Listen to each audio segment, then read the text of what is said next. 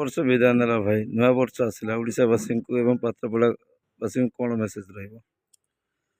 ସମସ୍ତଙ୍କୁ ନୂତନ ବର୍ଷର ଅଭିନନ୍ଦନ। 2025 ପୁରୁଣା ବର୍ଷ ତାର ଦୁଃଖ ସୁଖ ନେଇ ବିଦାୟ ନେଇଛି। ମୁଁ ପ୍ରଭୁ ଜଗନ୍ନାଥଙ୍କ ପାଖରେ ଏଠି ନିବେଦନ କରୁଛି, 2025 ନୂତନ ବର୍ଷ ସମସ୍ତଙ୍କ ପାଇଁ ମଙ୍ଗଳମୟ ହେଉ, ଦୁଃଖ ନ ରହୁ, ସମସ୍ତେ ସୁଖରେ ରହନ୍ତୁ।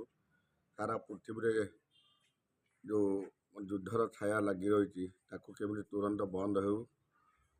ସାରା ଭାରତବର୍ଷ, ସାରା ଓଡ଼ିଶା, ବିଶେଷ କରି ପାତ୍ରପଡ଼ା ନୁହଁ, ମୋର ଏଇ 65 ନମ୍ବର ୱାର୍ଡ଼ର ସମସ୍ତ ଜନସାଧାରଣ ଭଲରେ ଥାଆନ୍ତୁ। ତାଙ୍କୁ ପ୍ରଭୁ ଜଗନ୍ନାଥ ଘଣ୍ଟ ଘୋଡ଼େଇ ରଖିଥାନ୍ତୁ।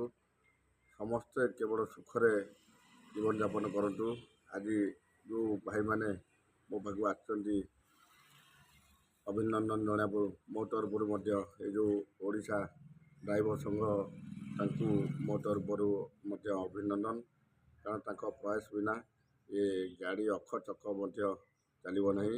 ମୁଁ ସବୁବେଳେ ପ୍ରଭୁଙ୍କୁ ନିବେଦନ କରୁଛି, ଡାକୁଛି, ତାଙ୍କର କେତେବେଳେ ଅସୁବିଧା ନାହିଁ। କାରଣ ଡ୍ରାଇଭର ଗୋଟେ ଏମିତି ଜିନିଷ, ଯଦି ତାଙ୍କର କିଛି ଅସୁବିଧା ହେଲେ ଆମେ ସମସ୍ତେ ଅଚଳ।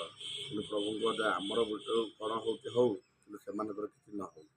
ତେଣୁକରି ମୋତେ ଯେଉଁମାନେ ଭଲ ପାଉଛନ୍ତି, ଆଜି ୱାର୍ଡ଼ରେ ଯେଉଁମାନେ ମୋତେ ଆଜି ସମ୍ବୋଧିତ କରିଛନ୍ତି, ଅଭିନନ୍ଦନ ଜଣାଇଛନ୍ତି, ତାଙ୍କ ପରିବାରକୁ ପ୍ରଭୁ ଜଗନ୍ନାଥ ଭଲରେ ରଖନ୍ତୁ, ଘଣ୍ଟ ଘୋଡ଼େଇ ରଖନ୍ତୁ। 2025 ମୁଁ ଭାବୁଛି ସମସ୍ତଙ୍କ ପାଇଁ ମଙ୍ଗଳମୟ ହେବ, ନିଶ୍ଚିନ୍ତ ହେବ। ଧନ୍ୟବାଦ।